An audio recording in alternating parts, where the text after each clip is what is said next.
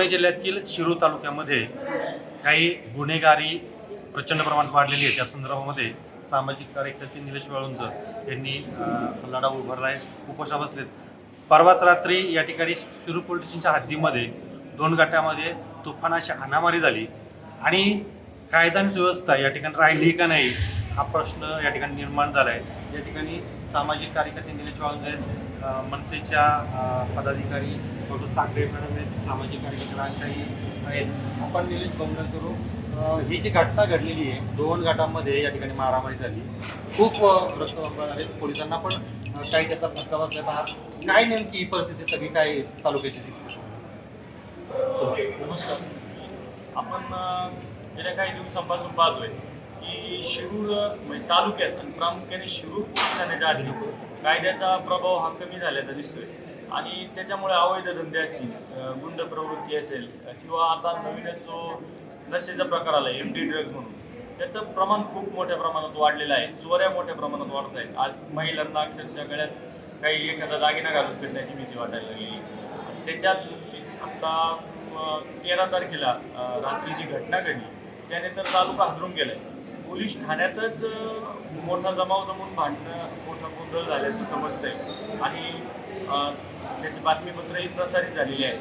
आणि पोलीस ठाण्यात जर अशी मोठी भांडणं होत असेल, गोंधळ होत असेल तर यातून स्पष्ट होत दिसतंय की कायद्याचा धाक राहिलेला नाही आणि कायदा सुव्यवस्था ही धोक्यात आलेली आहे. आणि त्याच मागण्यांसाठी आपण इथं आंदोलन सुरू केलेलं आहे, सत्याग्रह आंदोलन. आणि महिला आयोगावरती यापुढे निवृत्त न्यायाधीश नेमण्यात यावं अशी पण एक आंदोलनाची मागणी आहे. असं एकात्मिक आंदोलन आहे. तालुक्यात आपण वारंवार पोलीस अधीक्षकांकडे पाठपुरावा केलेला आहे.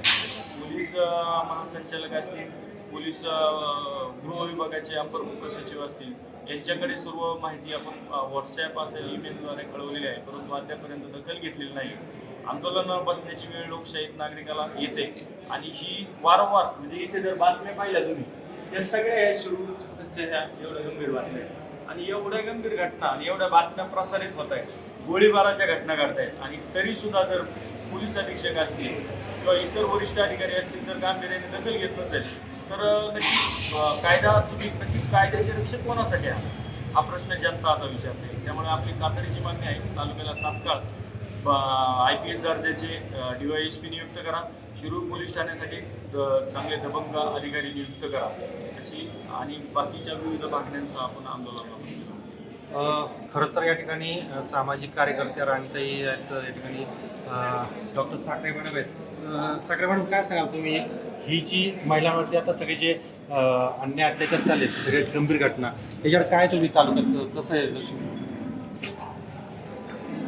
आता मी आपल्या माध्यमातून असं सांगू इच्छिते की जे अन्याय, अत्याचार, पोलीस प्रशासनाचा ढिला कारभार याचा कहर झालेला आहे. कहर सामान्य जनता ही आता सध्या बिलकुलच सुरक्षित राहिलेली नाही. पोलीस ठाण्यामध्ये जर असे काही प्रकार होत असेल चोरी मारामारीचे तर लोकांनी दाद मागायची कोणाकडे? आणि आता जे मध्ये 250 कोटीचे वगैरे MD ड्रग्ज पकडले त्याचं पुढं काय झालं याचं सुद्धा सर्वसामान्य जनतेपर्यंत हे गेला पाहिजे, अहवाल गेला पाहिजे. मग ड्रग्ज पकडतात त्याच्यावर तुमची कार्यवाही काय होती? आणि मी म्हणते मुळात तुम्ही ड्रग्ज येऊच देता कशाला शिरूरमध्ये, त्याचे उद्योगधंदे करूच देता कशाला? कारण त्याच्याने एक पिढी बर्बाद होते आणि पिढी म्हणजे शिरूर शहराचं एक आमचं भवितव्य एक लयाला जाते असं वाटतंय. त्यामुळे खूप गहन प्रश्न आहे आणि याच्यासाठी एकच आमची सर्व महिलांची मागणी, चोरी मंगळसूत्रांची चोरीचं तर काय आता सध्या पेवच फुटलंय म्हटलं तरी चालेल.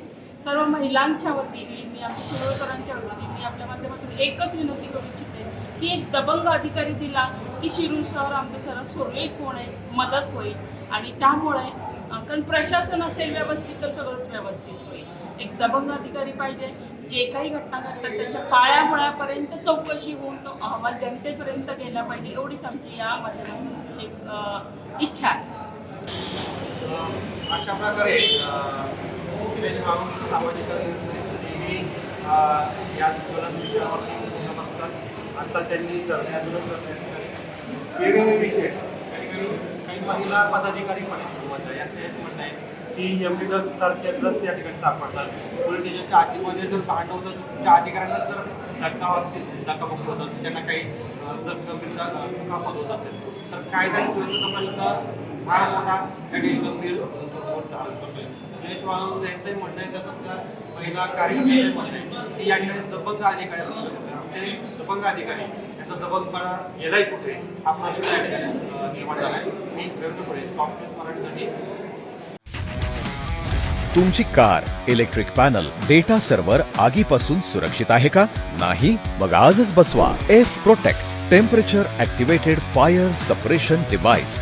यामध्ये आहे eco friendly non toxic pressurised liquid, जे आग लागल्यास क्षणार्धात ऍक्टिव्हेट होऊन आगीवरती मिळवते नियंत्रण. बसवण्यास अतिशय सोपे आणि सुटसुटीत टेकालिपचे एक दर्जेदार उत्पादन एफ प्रोटेक्ट.